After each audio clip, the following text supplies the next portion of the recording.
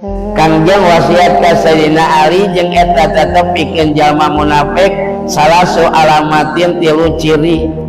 Iza ada sakadzaba di mana ngobrol bohong. Kedua ciri jalma munafik. Wa iza wa'ada akhlafa di mana janji sok sulaya.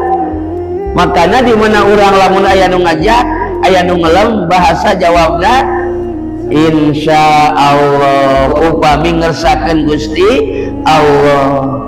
Nomor 3 wa iza tumina khona di mana-mana kepercayaan hianat wah bahaya.